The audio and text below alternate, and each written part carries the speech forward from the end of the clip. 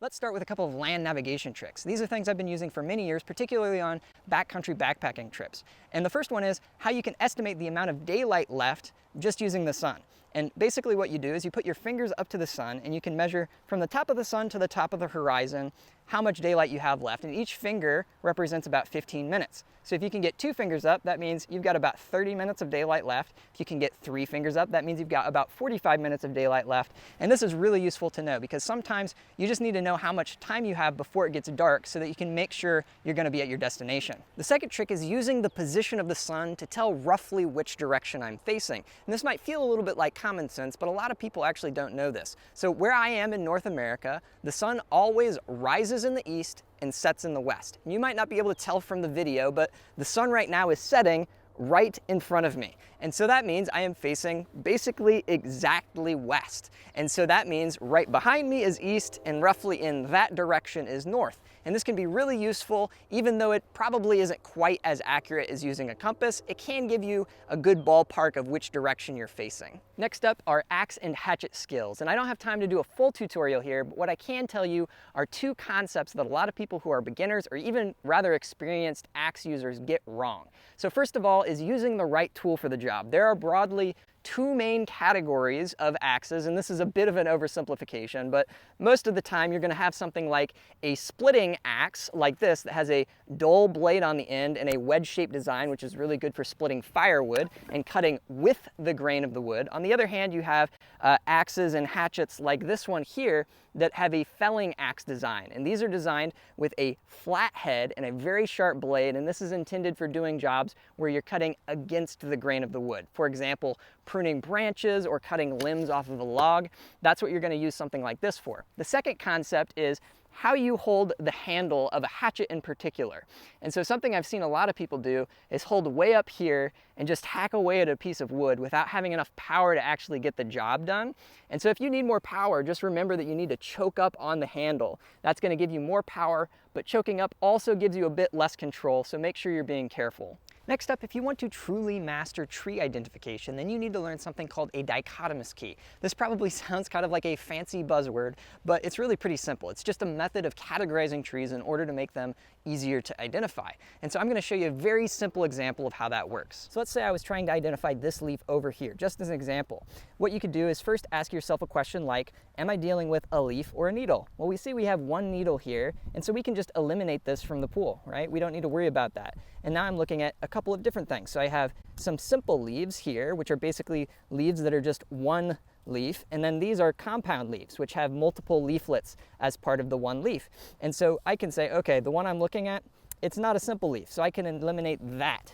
And now I'm down to just 2. And so now I have a much simpler job, and I can use things like the shape of the leaf and a lot of other factors in order to determine exactly what the leaf I have is. And spoiler alert, this one is a hickory, but that just kind of gives you a sense for how a dichotomous key actually works. I'm out here in a patch of wild black raspberries, which is the perfect place to talk about eating wild foods. In other words, foraging, which is something that a lot of people get really into. But even if you just learn a few basic things, this can be a really interesting and fun skill to learn for your next outdoor trip.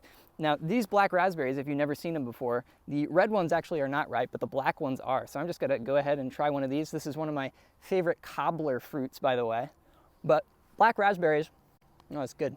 Black raspberries are not the only thing that you can actually find in the wild that you can eat and is really tasty. You can also find, depending on your area, wild strawberries, wild blueberries, and other types of foods as well. So for example, we also have out here hickory nuts, which is another thing that you can find and eat in nature. But make sure that you be careful about this, because you don't want to just go find any old berry out in the woods and try it, because they can be poisonous or toxic if you don't know what you're looking at. And so make sure that you have good information.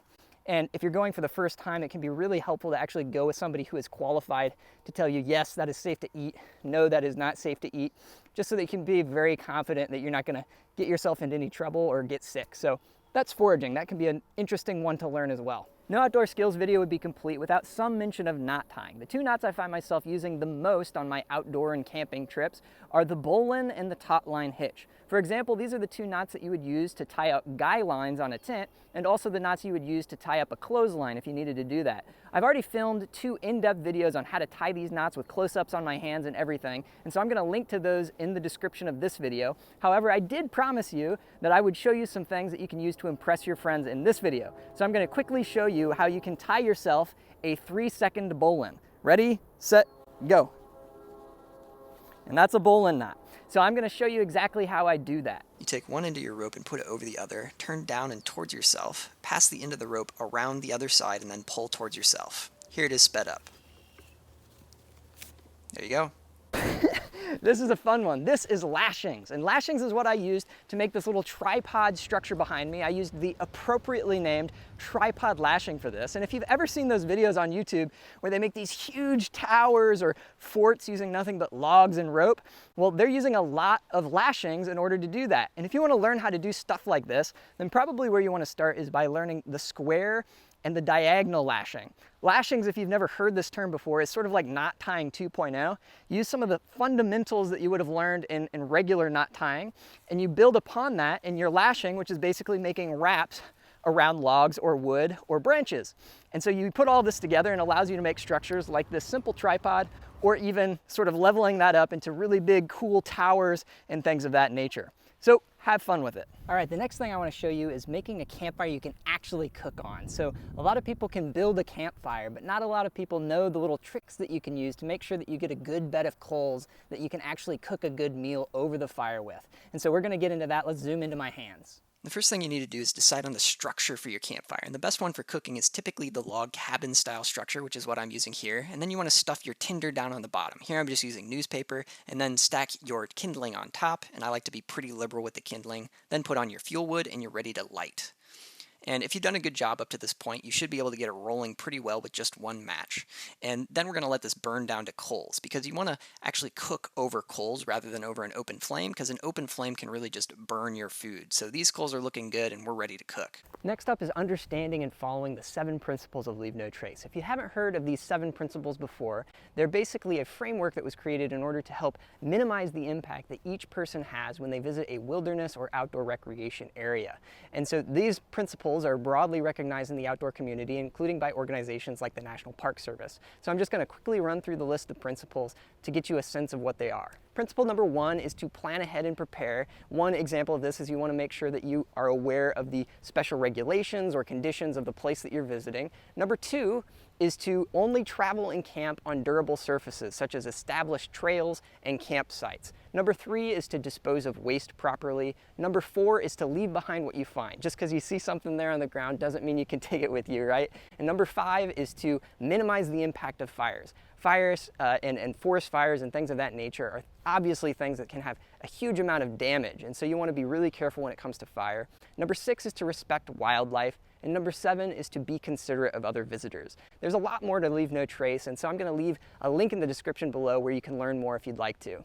Next up is animal print tracking. This can be a really interesting one to learn about. This here is something that looks like a regular dog print, but it's actually a coyote print. You can tell because it's narrower and sort of triangle shaped. This next one is a raccoon print, which kind of looks like a tiny human hand, but then it has the claws there at the end. So that's kind of what a typical raccoon track looks like. The next one here, I wasn't 100% sure what it was. I think it's either another raccoon track or possibly a possum track. So if you know what it is, do let me know what you think down in the comments below. This one is deer tracks. Here you can see the hoof shape, and with any tracks we can sometimes tell the direction the animal is going, and then based on whether the front or the back of the hoof is imprinted more severely, we can even tell things like how fast the animal's going.